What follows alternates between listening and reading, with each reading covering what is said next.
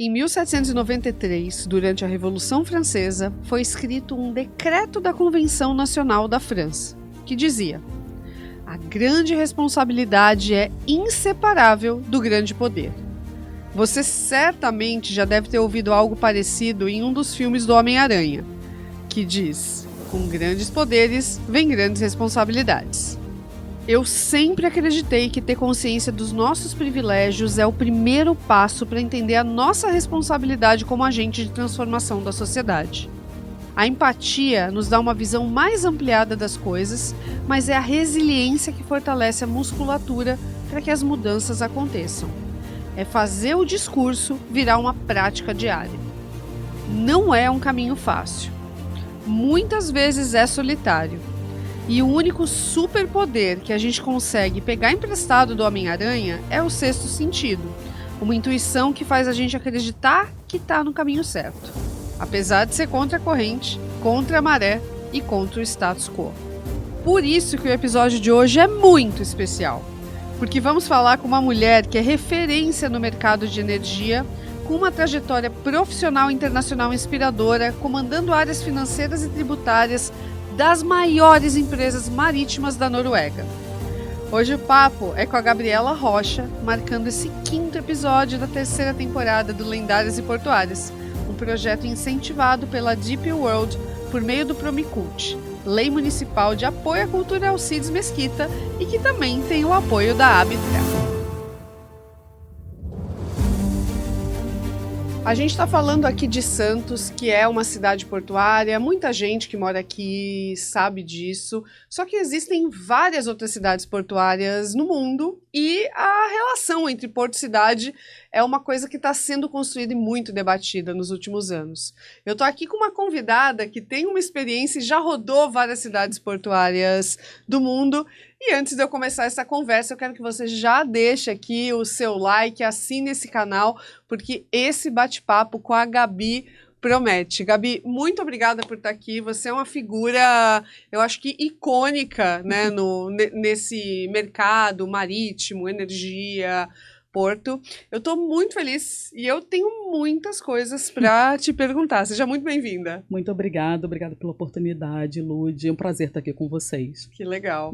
Bom, vou fazer um adendo aqui, porque eu conheci a Gabi numa circunstância muito diferente, né? Ela, além de fazer um trabalho e ser a número 1 na parte financeira da empresa que ela trabalha, ela também é escritora.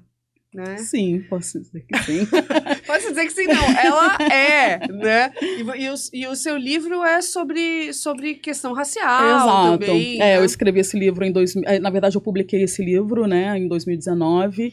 E o título é Gabiana Negra e Gorda, né? Eu fiz uma personagem, né, meio que para contar algumas histórias, né, de como essa personagem Gabiana ela atravessou o racismo e como profissional, como mulher negra e gorda. Então. E é muito interessante, né, porque eu também fiquei pensando nos meus próprios vieses, porque a gente se conheceu, a gente estava no evento, que era um evento mais criativo, ligado à literatura, né, e aí eu olhei para a Gabi e, né, uma pessoa criativa, economia criativa e tal. Não, gente, na verdade também isso, mas o seu dia a dia é planilha, racional financeiro, Exato. Métrica. Hoje as pessoas ligadas a finanças também têm muita relação com a parte de people, né? De pessoas. Com certeza. É isso? Não, é tributário, né? Agora ainda mais o Brasil aí com a reforma tributária, né? Então o dia a dia é planejamento, budget, fluxo de caixa. Perfeito. E pessoas, sim, administrando pessoas. Perfeito. Que é aquela coisa que, né, as pessoas criativas também acham que não precisam ter, mas no fim das contas precisam. Só que a gente está falando de uma grande estrutura, né? Muitos colaboradores, muitos funcionários, e você é a número 1 no Brasil. Sim. Então, conta um pouco essa história, porque eu sei que você já passou por muitas multinacionais, né? E passou por muitas cidades também. E eu quero ouvir essas histórias, assim, das cidades portuárias, ou que você já morou, ou que você já esteve. O que você aprendeu como uma mulher, né? Que é a pauta aqui do Lendárias, né? A gente está falando dessa intersecção de porto e gênero. E se você puder incluir também a questão racial, né, claro. dessa história, seria super legal. Legal, obrigada. Então, eu sou, na verdade, Brasília, né? Então, eu sou nascida em Brasília, o que é interessante, né? E só que ao longo, né, enfim, no início da idade adulta, eu não queria ficar em Brasília, eu não queria ser funcionária pública, e aí meus pais são cariocas e me mudei para o Rio de Janeiro. E me formei em contabilidade lá e, enfim, comecei a trabalhar na área de energia multinacional americana, na área tributária, né? Eu sou formada em contabilidade, então comecei nessa área de energia. E aí, isso aí me mudei para o Rio, então a primeira área é a cidade portuária que eu morei, né? Então o Rio tem isso, né? Apesar nessa época de trabalhar em energia, né? O porto ali é muito presente. Hoje em dia ao longo dos anos, né, teve bastante inovação, tanto na área burocrática como na área física mesmo, né, de inovação para o porto. Então, o Rio respira ali, né? E no Rio, assim como aqui em Santos, tem também toda uma história ali do porto, né? Como começou o porto na época da monarquia, da escravidão. Então, ali no Rio, por exemplo, é muito ligado o porto com essa área histórica mesmo, né, de onde os escravos se divertiam, por exemplo, que então é tudo perto do porto. Então é muito legal ter essa conexão e, assim, ver essa história do porto junto com, né, dentro da cidade ali, do centro. Muitos anos de Rio, e aí acabei entrando nessa área de suporte à energia, que é a área marítima, né? E ao longo desse período eu trabalhei em diferentes empresas na área marítima de suporte à energia, e a maior parte delas empresas norueguesas. E fui me desenvolvendo aí, né? Enfim, cada empresa continuando sempre na área financeira, tributária. E acabou que em 2016 eu trabalhava nessa empresa norueguesa, já trabalhava como especialista ali, tinha equipe, tinha 20 pessoas que reportavam para mim na época, e tive a oportunidade de ser promovida e transferida para a Noruega. Então fui expatriada para a Noruega, morei em Oslo. Oslo não é uma cidade propriamente portuária, né? Tem um porto ali, mas é mais para embarcação de passeio ali e tal, mas vive-se muito a parte marítima na Noruega, né? Em Oslo, pessoas que vivem em ilhas, por exemplo, ali em volta de Oslo, pegam transporte para ir para o trabalho de barco. Né? Então isso é bem legal, essa né, comunicação também com o mar e com a cidade. E o porto maior fica em Stavanger. Né? Stavanger é o oeste, né, da Noruega, é uma cidade pequena, mas ali você tem, além do porto super vivo, né, a Noruega tem uma questão interessante, que toda essa eu morei 5 anos na Noruega, né? Então, às vezes, eu vou falar um pouco mais de Noruega, porque é uma experiência muito diferente do Brasil, né? Mas ali em Stavanger, por exemplo, porque a Noruega, o histórico dela, antes da descoberta do petróleo, que foi há, 70 anos atrás, era um dos países mais pobres da Europa, né? Então, eles viviam praticamente de pesca. Era a atividade econômica né? Então, toda a tecnologia, e aí você vai voltar muito antes da pesca, que é dos vikings, né? Sim. Então, a tecnologia da área marítima vem desenvolvendo desde essa época na Noruega, né? Então, quando o petróleo foi descoberto ali na área marítima da Noruega, foi assim, eles já tinham praticamente mais do que a tecnologia de qualquer outro país. Perfeito. E isso só foi expandindo, né? Então, ali, óbvio, ali em Stavanger movimenta muita carga para o Mar do Norte, especificamente, ainda tem muita pesca, tem muito bacalhau, tem muito salmão, né? Hoje em dia tem muita pesca relacionada como é que eu vou dizer? Pesca que não é natural, né? Que não é peixe natural, é criação. Cativeiro, só que dentro do mar. Então tem muito dessa tecnologia hoje em dia lá. E toda a área de porto mesmo para dar apoio para essas operações, né? Exportação, exato, né? Exportação, tudo, construção, tem pouco de construção, né? Então, mas é mais exportação mesmo, ou movimentação ali daquelas pessoas que vão trabalhar nessas plataformas, né, de exploração de petróleo, ou nesses navios, né, que dá suporte à exploração de petróleo e gás. E aí, enquanto vivia na Noruega, conheci Roterdã, então tive a oportunidade de ir a Roterdã, né? Fui para Amsterdã, e Roterdã, a empresa também tinha negócio lá na época. Que Roterdã, gente, foi onde a gente abriu essa temporada, essa terceira temporada, né? Lá em Roterdã. Se você quiser ver o que a gente gravou lá em Roterdã, vai no primeiro e no segundo episódio dessa terceira temporada de Lendárias e Portuárias. Que é incrível, né? Não, incrível. E assim, você falou um pouco sobre a questão racial, né?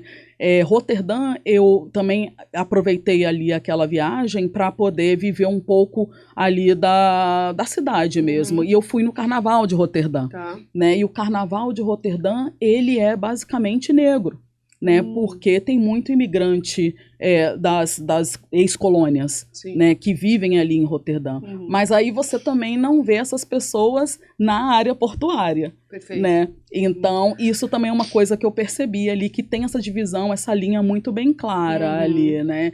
Óbvio que vai ter um ou outro, mas é aquilo, né? Você vê muitas pessoas pretas ali em Roterdã, mas você não vê elas trabalhando no porto na mesma quantidade. Que é o que move muito, né, a lógica e a economia da cidade. Apesar de Roterdã ter muita força da arquitetura, né, tem alguns aspectos turísticos, né, dá para comparar com Santos, maior porto da Europa, né, muito dinheiro rola ali. Em Santos, maior porto da América Latina, né, mais de 60% da arrecadação da cidade está ligada ao setor portuário. Né? Exato. E ali em Roterdã mesmo. O Roterdã, ele, além de ser o maior porto da Europa, ele é realmente um hub para muitos outros continentes, né? Assim, praticamente, acredito que todas as empresas que eu trabalhei da área marítima, elas têm o hub lá. Entendeu? Né? Quando você vai coletar todos os containers ou a separação dos containers para enviar para o mundo todo. Né? Então, é o porto que melhor funciona ali, né? E aí, depois dessa experiência da Noruega, né, enfim, Roterdã, também, enquanto eu vivia na Noruega, tive a oportunidade também de visitar o Gabão, na África, que é um dos países que eu era responsável na área financeira e tributária, então fui lá conhecer o pessoal, e eu fui para a área que eu sempre falava que era a Macaé do Gabão, né? Então eu falava Macaé do Gabão. Então fui, Porto Gentilly, que é até Porto o nome, né? Porto Gentilly. E a capital é Libreville e a área marítima lá de Porto é Porto Gentilly. E, gente... Que é um nome lindo, diga-se de passagem, exato, né? Porto Gentil, né? E aí, pra mim, assim... E olha que eu sou uma pessoa, assim, que eu sou super engajada na questão das pessoas pretas, né? E tudo. E pra mim foi, assim, um mundo paralelo, assim, né? Porque é tanto dinheiro. O Gabão é um país pequeno, assim, são 2 milhões de habitantes, né? Mas ele tem muito petróleo. Né, tem muita exploração, tem, sei lá, acho que pelo menos umas 5 exploradoras lá num país desse tamanho, entendeu? Então, mas você vê, assim, cara, não tem, tipo, asfalto, sabe? Eu falei com o meu time que tinha lá, sei lá, na hora do almoço, né, eu conversei com eles, também tem viés, tem muita ignorância, né, da minha parte.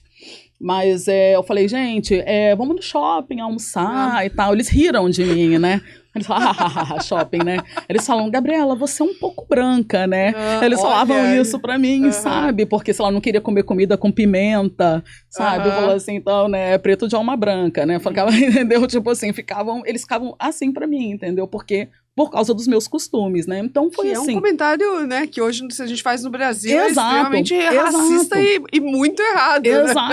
Exato, entendeu? Então é muito errado, né? Mas eles falam, eles riam, assim, de mim, né? Sim. Mas pra mim foi um aprendizado absurdo, né? Então a gente fala, né, assim, realmente viajar, conhecer, né? Você quebra muitos vieses, né? Você... Fiquei arrepiada, assim, porque é exatamente isso. Assim. Exato. Você quebra muitos preconceitos. Você quer ver uma coisa, né? Por exemplo, a cultura marítima, né, em Roterdã, né? E essa coisa do até onde o mar leva a gente, né? Que eu acho que é o que permeia aqui esse episódio, né? Eu cresci na Bahia, em Salvador, que é a cidade mais negra do Brasil, né? E quando a gente estuda, né, a educação básica em Salvador, você aprende muitas coisas ligadas ao Nordeste. Então, assim, Maurício de Nassau, pá, né? Não lembrava muita coisa, mas passou o nome do Maurício de Nassau lá. Enfim, meio heróico, né? Só que o Brasil tem essa relação, né? Exato. Dúbia. Em Roterdã, eu tive a oportunidade de visitar a casa do Maurício de Nassau, né? Então, aquela coisa super... É onde está o quadro, né? Super conhecido, né? Da mulher do brinco de pérola, né? Então, você entra lá, você vê que é um museu, um equipamento cultural e etc.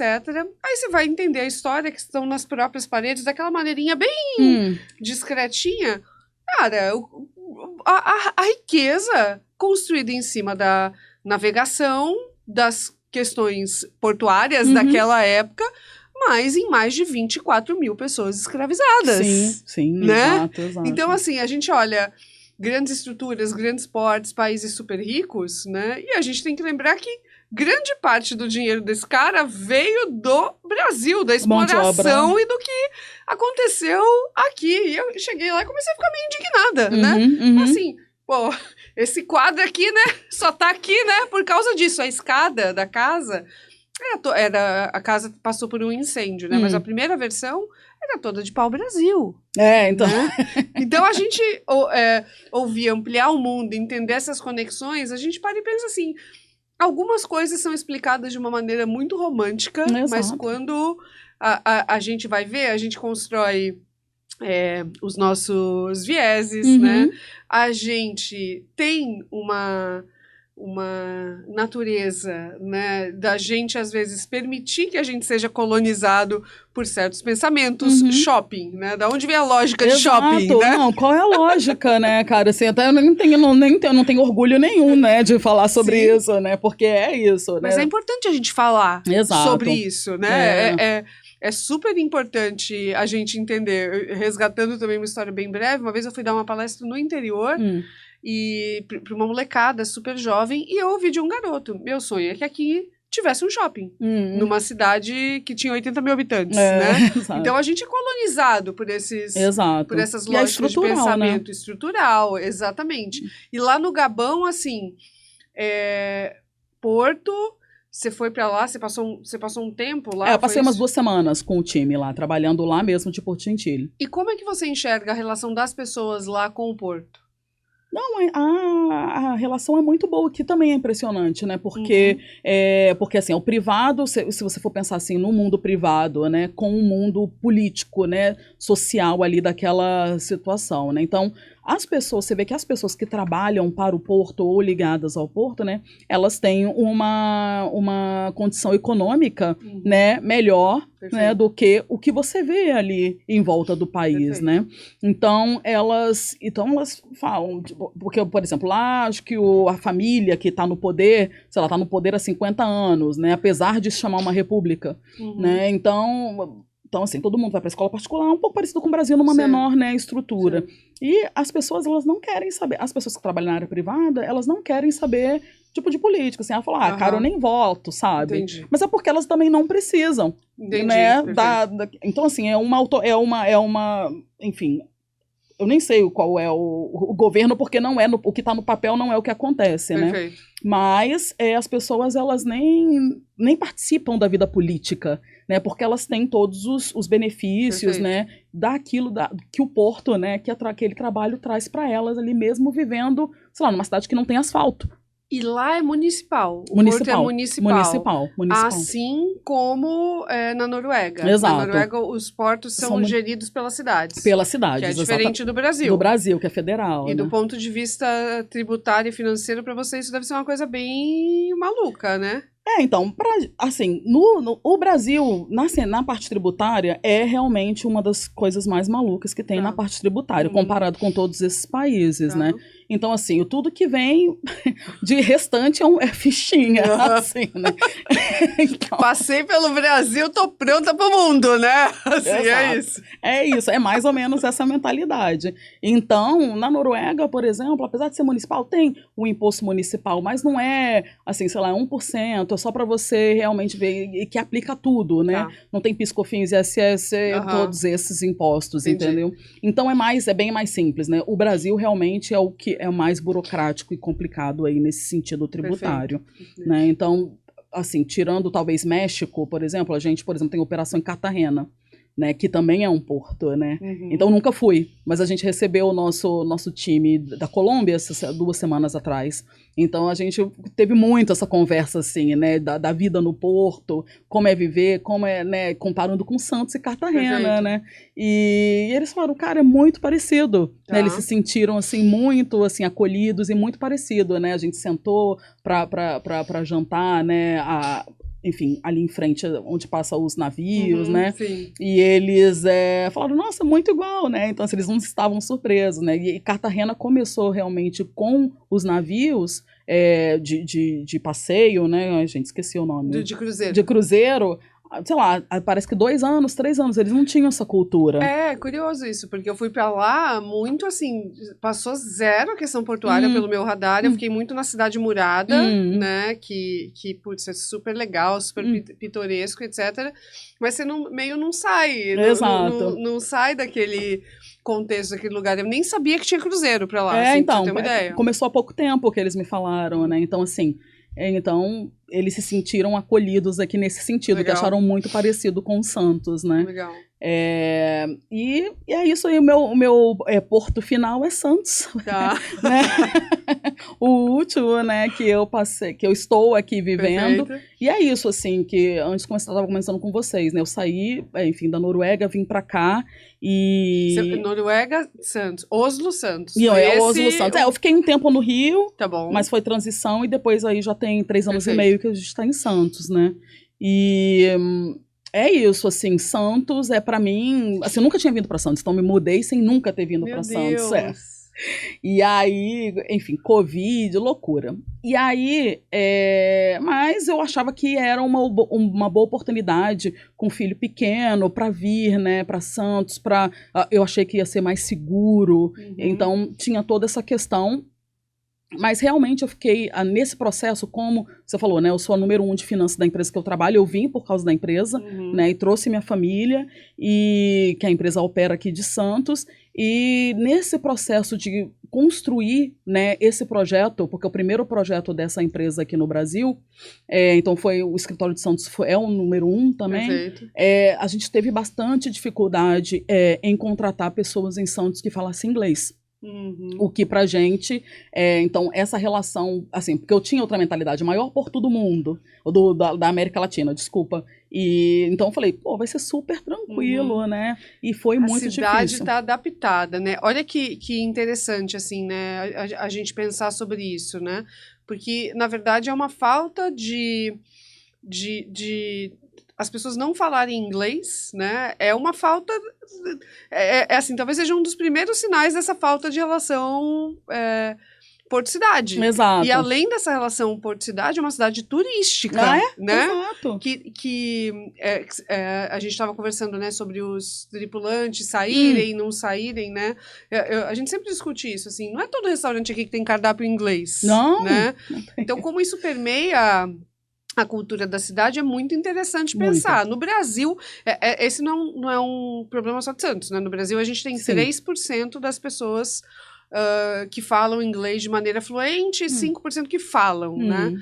Mas, por exemplo, você vai para São Paulo, você tem um adensamento dessas pessoas. Talvez Rio de Janeiro você tenha talvez um adensamento dessas pessoas. Agora, Santos é muito doido a gente pensar... Não, para mim eu fiquei um pouco chocada, na verdade. E como vocês mitigaram isso? Não, então, a gente teve enfim, a gente já tinha, né, na Noruega, enfim, que é uma empresa norueguesa, né, aqui em Santos que eu trabalho. Então, já tem um modelo mais flexível de trabalho e tudo. Então, a gente teve que flexibilizar para algumas posições, então, tipo, principalmente de finanças, né? Então, a pessoa vem do Rio, né? E eu vejo isso em outras empresas também, aqui em Santos, que tem escritório aqui, mas que a base é no Rio, por exemplo, que fazem a mesma coisa. Então, muita gente tá tendo esse processo de tornar Santos, assim, além da inovação do porto, de tornar também um polo de energia além do Rio, né? Então, de tornar Santos esse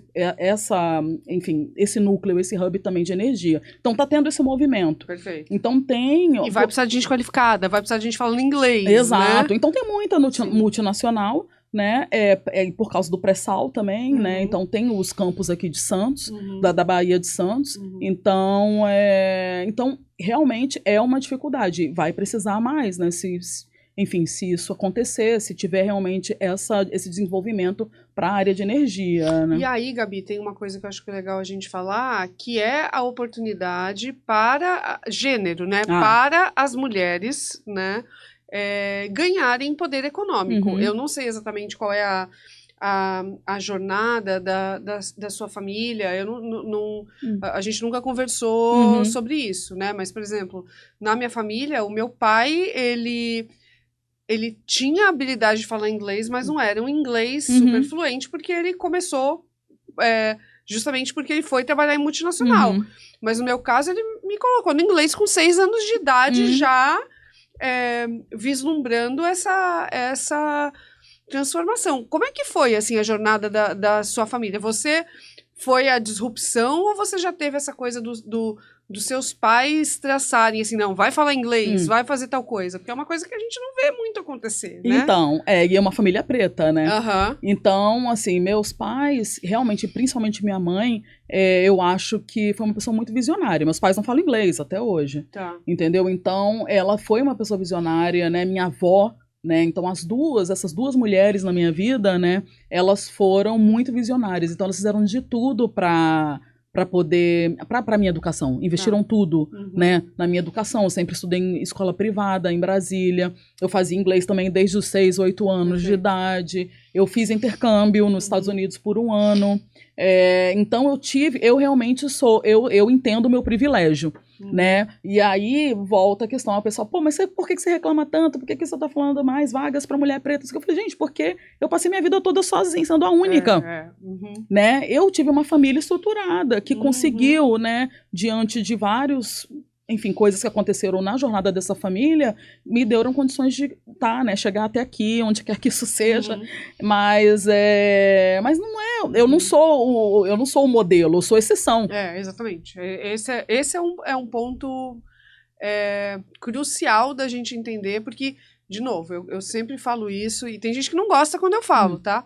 Mas você vê aqueles super encontros portuários, né? Dos líderes do alto escalão. Você vê homens mais velhos, brancos, vestidos de cores escuras, preto, azul marinho, e é aquilo, assim, né? Então, o Porto... será que o Porto não tem cor mesmo, né? Eu sempre... faço essa pergunta. E aqui no Lendárias, conversando com várias mulheres, né? Ao longo da primeira e da segunda temporada, a gente está na terceira agora, você vê que todo mundo percebe isso, né? E um dos nossos objetivos aqui, assim, é expor qual é essa cor do Porto, essas mulheres que estão ali, coloridas, histórias diferentes, jornadas diferentes, e até pra gente não é simples achar as personagens, uma diversidade grande entre as personagens, né? A maioria são mulheres brancas, né? Então, Lud, isso aí, assim, e até isso, eu acho que cada vez mais que eu tenho mais letramento, que eu entendo mais sobre mim, sobre a sociedade, eu me sinto mais responsável em representar. Perfeito. Sabe? E é isso, eu boto a cara mesmo, entendeu? Então teve a visita da ministra de Oceanos e Portos da Noruega aqui em Santos, ela fez questão de vir a Santos. Legal. Eu ajudei o consulado da Noruega a organizar a visita dela, ela fez uma conversa com um almoço, ela queria falar com as mulheres da comunidade, trazer um pouco dessa visão da Noruega para o Brasil em relacionado às mulheres, entendeu? Legal. Porque a Noruega é um país feminino. Né? Então, assim, feminino, feminista, né? E mesmo assim eles têm algumas dificuldades lá, mas assim, trazer, então, por exemplo, em relação a essa questão de emprego, de oportunidade para a mulher, o que eu queria trazer é esse paralelo que ela trouxe, né? É lei, tudo, assim, tá na lei. E eu acho que no Brasil só vai funcionar assim, né? Porque, assim, não tem como o governo impactar nas políticas privadas se não for através de lei. E mesmo assim é difícil, porque você tem que fazer a lei, ela, né, ser, enfim, aplicada. nos lugares, né? Gabi, eu concordo, mas aí eu queria... Já que você é a número 1 de finanças no Brasil, da empresa que você trabalha, você acha mesmo que é só através da lei? Você acha que não é possível pessoas como... Eu sei que é difícil, tá? Mas, assim, pessoas como você, que são líderes, mudarem o racional dessas empresas, porque no fim das contas não conseguimos pessoas que falem inglês.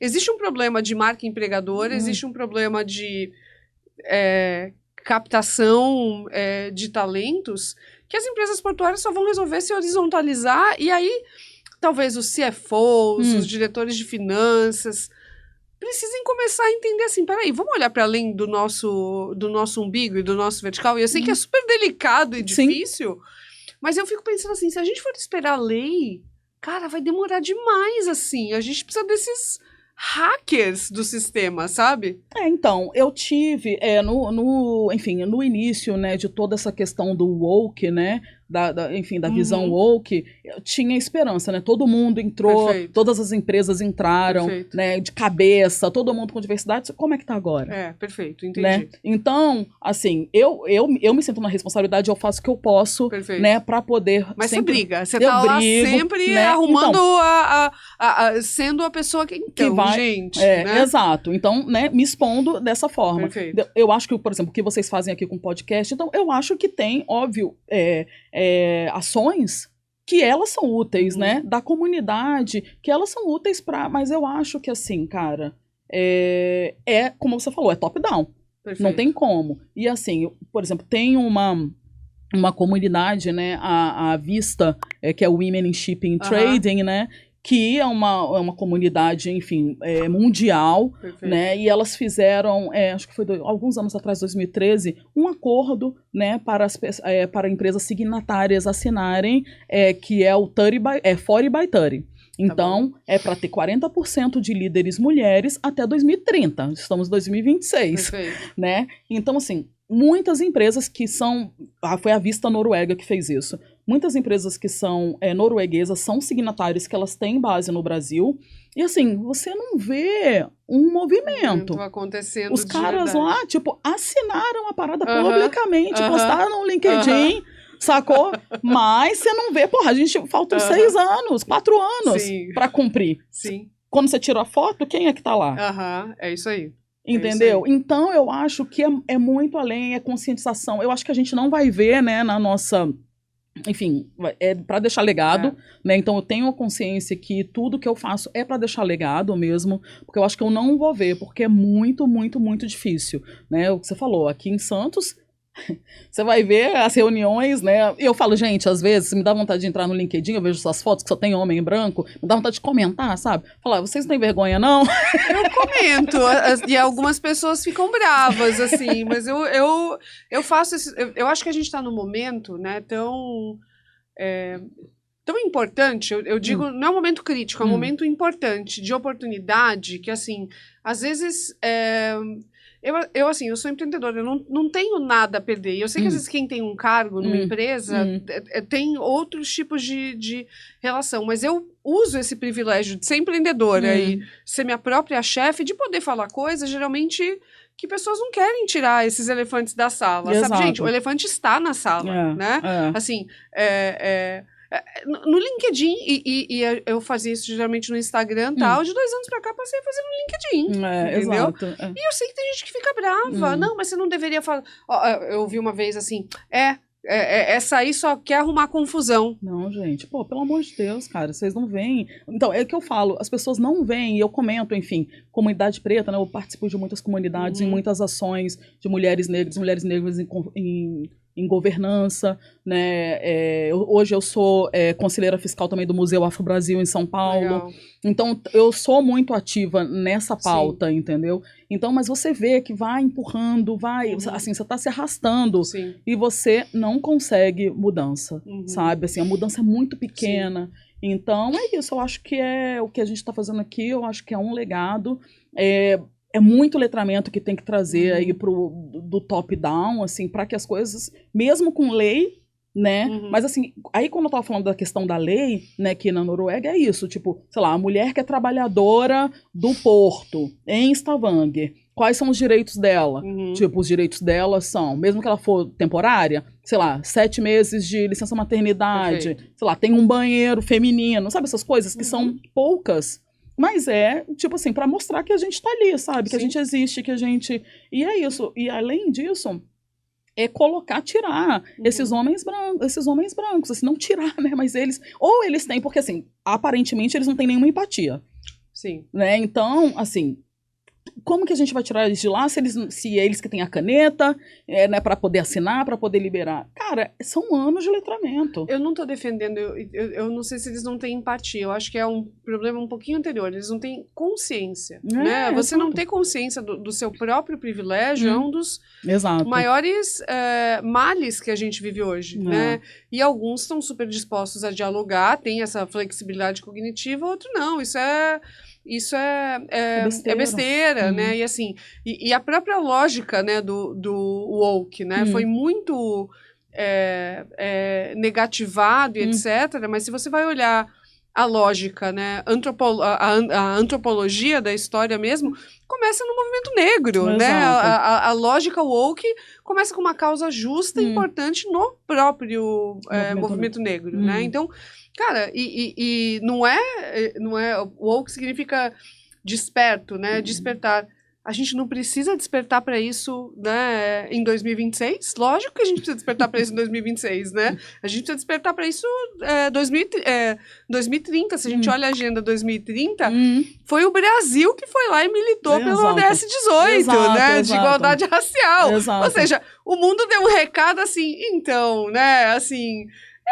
isso aqui não é prioridade, não. Aí o Brasil foi lá, então, gente, tem o ODS 18, que também é super ainda, né, mal utilizado, né? Exato, entendeu? Então, se não for pra prática, né, não tem jeito. Então, assim, eu acho que, assim, colocar no papel é um passo. Tá bom. Atividades também, né, que eu falei, vocês fazendo aqui, sei lá, à vista, outras atividades, tem mulheres e portos, por exemplo, que é uma comunidade bem forte, né, de trazer a pauta da mulher nos portos. Então, mas através disso, eu acho que a gente vai colhendo, vai plantando uma sementinha aqui, ali, e, enfim, conversando mesmo, tete a tete com as pessoas. E assim, mas, por exemplo, no meu caso, por exemplo, mesmo sendo a número 1, aqui, eu não tenho tanta autonomia, né, nesse sentido. Por exemplo, de abrir vagas afirmativas. Perfeito. Por exemplo, Perfeito. Eu não tenho esse tipo de autonomia. Perfeito. Entendeu? A gente reporta para a Noruega e, enfim, tudo vem de lá. E mesmo a Noruega, e é uma das críticas que eu faço à Noruega no Brasil, para você ter uma ideia, a Noruega, principalmente, né, as empresas no Brasil são de energia, mas tem muita empresa marítima, inclusive aqui em Santos. E tem empresa de agro, né, aqui em Cubatão, por exemplo. Então tem muita empresa norueguesa, tem mais de 200 empresas norueguesas no Brasil. É o segundo país que tem mais empresas norueguesas depois da Suécia. Né? Então a relação é absurda, né? Tipo, comercial entre os dois países. E é uma crítica que eu faço a eles todas as vezes que eu tenho oportunidade. Que eu falo, gente, não adianta você trazer política só de gênero, né? E aí vendendo meu peixe, mas não adianta você... Porque a Noruega é forte em gênero. Você pensa em Noruega, você fala, pô, país... perfeito, feminista. Mas eu falo, não adianta trazer só questão de gênero para o Brasil. Né? Replicar o que vocês têm na Noruega. Você tem que ver o Brasil, o que acontece no Brasil. É isso aí. Né? Então, uma crítica que eu faço e a todas as outras multinacionais. Né? E, enfim, eu acho que é importante ter diálogo. A gente não pode parar o diálogo, né? Tem que continuar conversando em todas as oportunidades. E eu acho que é importante abrir para os incômodos, né? Que eu acho que, assim, o corporativo, as multinacionais, assim, né? São um pouco abertas ao incômodo, né? Porque, no fim das contas, se o incômodo cresce, numa multinacional vira um efeito muito maior. Mas, às vezes, tem que abrir um pouquinho para esse incômodo, porque... Isso gera mudanças muito positivas a longo prazo, né? A gente sempre fala que, cara, falar de igualdade de gênero, né, sem falar de raça, como você falou, super importante. Agora, falar de tudo isso sem falar de dinheiro... Não, pois é, exato. E daí é outro ponto, né? E eu acho que esse é o ponto que machuca ali na parte privada, né? Porque eles não veem como... Porque são tantas nuances no sentido de o que a diversidade pode trazer para uma empresa, né? Não é só a reparação histórica, que é o básico, exato. né? Mas é a questão também da diversidade de pensamentos, né? De trazer pensamentos de pessoas que vêm de outros lugares para falar sobre coisas diferentes, para dar alternativas diferentes, para tornar um negócio sustentável, entendeu? Então, assim, mas as pessoas, elas acham que é besteira. E sabe uma coisa também que eu não entendo muito? Por exemplo, se você pega uma pessoa que aquela chance para ela é uma grande oportunidade, essa pessoa entra com uma gana, com uma raça, com uma vontade numa empresa que é totalmente diferente de uma pessoa branca que cresceu num nível de classe média alta, que fez uma faculdade carésima, que sempre teve tudo, que viajou e etc.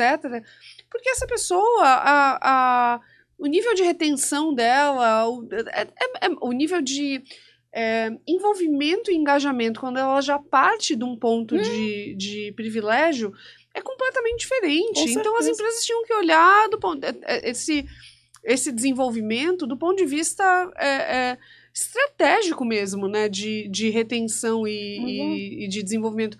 E eu vejo aqui em Santos, né, pegando um recorte, se você vai para Roterdã, já tem política, tem um avanço, uma série de coisas. 2025 foi o ano da mulher em Roterdã.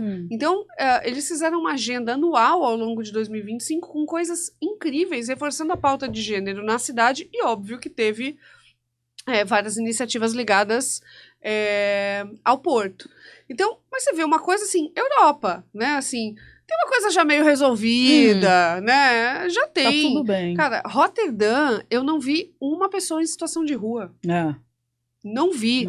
E eu fui pra Haia também, que em tese é a cidade da justiça e da paz, né? Exato. Em Haia eu vi pessoas em situação de rua. Em Roterdã eu não vi ninguém, né? E eu não tava numa parte super turística da cidade, assim, né? Eu andei nas partes turísticas. Então, você vê, tem uma coisa já mais resolvida aqui. Em Santos, a gente tem um desafio tão grande de reter as juventudes aqui, né? Tão grande, todo mundo vai embora, todo né? mundo vai embora. Então, cadê esse clique, né? Cadê as mulheres fazendo parte dessa ascensão econômica? Porque assim, o Porto não paga mal, né?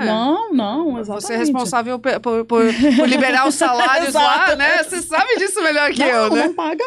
Não paga mal. E é isso, mas assim, eu também não entendo. Eu vejo algumas mulheres, tipo, sei lá, se eu vou falar de clientes, se eu vou falar de outros parceiros, você vê, mas não é, no final, assim, quem tá com a caneta na mão, e eu acho que é isso que é importante, são os homens brancos. Se eles não tiverem consciência, como você falou, não vai. As mulheres só vão ficar ali naquele meio ali, meio que no vai, não vai, sobe, não sobe. E aí, enfim, e vai embora. Daí vai para outro lugar. Ou então, por exemplo, muitas mulheres, por exemplo, com com esse declínio, né, de incentivo a diversidade, por exemplo, tem escolhido ou se tornar empreendedora, ou ficar em casa, sei lá, cuidando dos filhos, sabe? Porque assim, você não vai pra lugar nenhum, né? Você fica ali parada, você só fica vendo os caras, tipo, fumando charuto, tomando uísque, e você fica ali só naquele, sei lá, 10 anos na mesma posição, pô. E posições mais afastadas do poder, em alguns casos, né? Assim como eu falei que eu vejo que talvez falte consciência para muitos homens, eu também vou fazer uma crítica às mulheres, tá? Porque talvez do lado dos homens falta consciência e do lado das mulheres falta confiança. Sim, né? Com certeza. E não é culpa das mulheres. Eu sei que existe todo um problema estrutural, tanto para esvaziar a consciência dos homens, quanto para esvaziar a confiança das mulheres. Mas assim, cara, vocês estão vendo aqui uma mulher preta, que tem uma jornada, que é a número 1 na parte financeira da empresa multinacional que ela trabalha, ou seja, pode ser exceção, mas quando você tem uma confiança em si, que eu imagino que a tua mãe e a tua avó, como você falou, devem ter muito reforçado e endossado a confiança ao longo da sua vida, né? Não é só educação, é também a confiança, não, né? Sem dúvida. E assim, eu só fui, né, com essa confiança que eu tinha, né? Óbvio que hoje em dia eu tenho letramento, mas quando eu comecei minha carreira com 20 e poucos anos, tinha, sei lá, não tinha nem 50% do letramento que eu tenho hoje, mas eu só ia, sabe? Porque tinha na mentalidade, eu tenho que ir, eu consigo, né? Eu tenho isso. E, tipo, eu só ia, eu não tava nem aí, nem olhava. Depois que eu comecei a ter mais aquela consciência, pô, mas aí não tem mais ninguém igual a mim, né? E aí foi isso, mas com certeza a confiança, né? E aí vem de família, né? Você estrutura da família, estrutura não só econômica, estrutura não intelectual, mas psicológica, né? Então, eu acho que tudo isso é o pacote que a gente precisa também no Brasil para poder desenvolver a sociedade, né? O básico, né? Tem o básico. E o Brasil a gente não tem básico também, e né? os gringos talvez não entendam isso nunca, né? Nunca, é difícil, né? Meu marido é norueguês, né? Então, assim, ele não entende. Tipo, lá em casa, letramento todo dia, né? Tipo assim, caraca, não, peraí, deixa eu consultar aqui. Não, meu filho, é isso, sabe? Então, assim... Porque formula opiniões muito com olhar europeu. Não, é absurdo, assim, absurdo, né? Então, é isso. Então, também treino com ele, né? Então, maravilhosa, né? Já faz o ensaio, a reunião que eu vou fazer amanhã, né? Tipo eu sei que vai passar por aí. Total, outra mentalidade. Então, é isso, cara. Eu acho manter as conversas sempre pra gente poder conseguir plantar as sementes que a gente precisa mesmo. Muito bom. E do ponto de vista de cidades, pra gente fechar, qual cidade portuária mora no seu coração? Cara, eu acho que Roterdã mesmo. Roterdã, eu acho que... Porque é isso, você falou, pô, lá as coisas já estão meio arrumadas, né? E, enfim, a vibe da cidade, tudo. É tanto a parte, né, profissional, como a parte social e a parte de mobilidade. Cultura. Eu acho que o que Roterdã faz para preservar... Foi uma cidade bombardeada, tá? Acho que é importante dizer isso, né? Mas o que eles fazem para preservar essa memória, essa cultura, né? Porque se você não sabe o que aconteceu, você não sabe quem você é. Exato, né? E exatamente. se você não sabe o que aconteceu, talvez você não consiga construir futuro. Exato. Né? Assim, dando um spoiler, se você não viu o primeiro e o segundo episódio da terceira temporada, a gente abriu a primeira temporada no Museu Marítimo de Roterdã, que em 2025 fez uma exposição apenas dedicada às mulheres marítimas, que não é uma novidade. Elas estão construindo navio desde o século XVII. Mulheres construindo navios, gente. Essas histórias sendo super apagadas. No segundo episódio, a gente foi no Port Excel, que era um estaleiro, antigamente, onde os navios eram construídos, e hoje é só...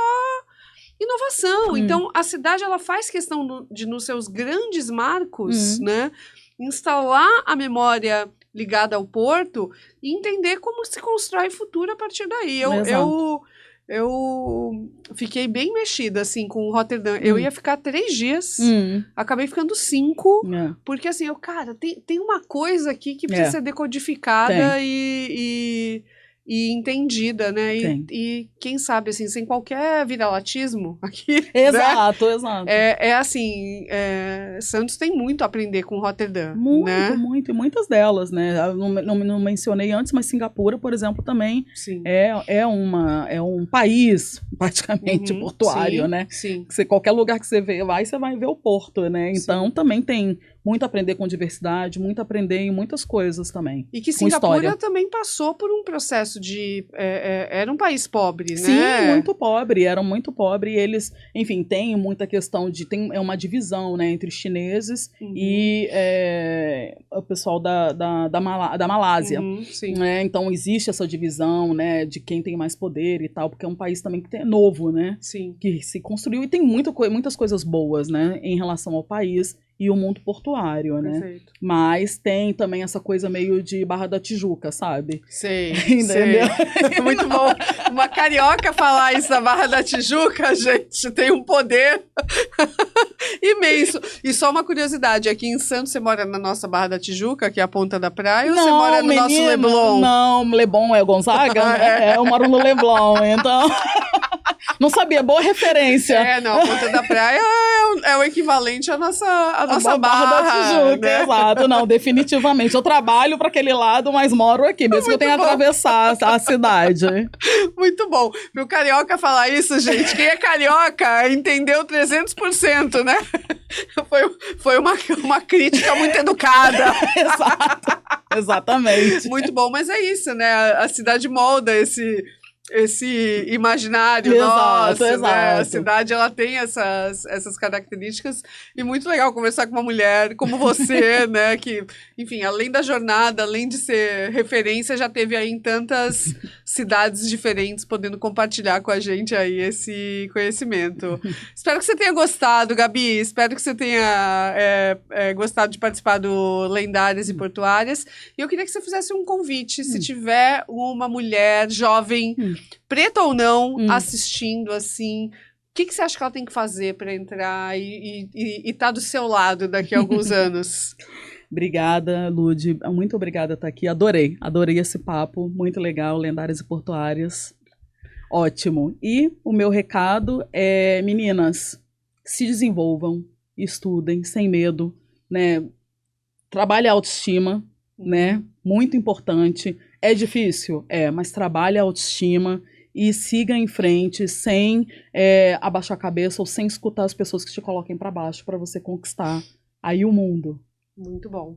Gabi, obrigada, e eu espero você no próximo episódio do Lendárias e Portuárias. A conversa com a Gabriela me fez lembrar daquela frase, citada inclusive pela Ida Wells Barnett, que foi ativista pelos direitos civis afro-americanos do final do século XIX e início do século XX. O preço da liberdade é a eterna vigilância. Adaptando essa frase e trazendo para os nossos dias atuais, a luta pela igualdade de gênero e racial não tem pausa, não tem descanso, não tem férias, nem licença maternidade. E aqui não estamos falando só de conquistar espaços, mas de não perder o que foi conquistado. Porque o retrocesso é um lobo de terno e gravata que sempre ronda a luta das mulheres. A Agenda 2030 e o Objetivo de Desenvolvimento Sustentável número 5, que trata a igualdade de gênero, são documentos. Cabe a nós transformarmos isso em movimento, em uma prática diária, vigilante, em um esforço coordenado, trabalhando juntas. Só assim a gente vai ter mais Gabrielas. E essa é uma das missões do Lendárias e Portuárias, um projeto incentivado pela Deep World por meio do Promicult, Lei Municipal de Apoio à Cultura Alcides Mesquita, e também com o apoio da Abitra. Deixe o seu like aqui, ativa as notificações e vamos juntos nessa jornada.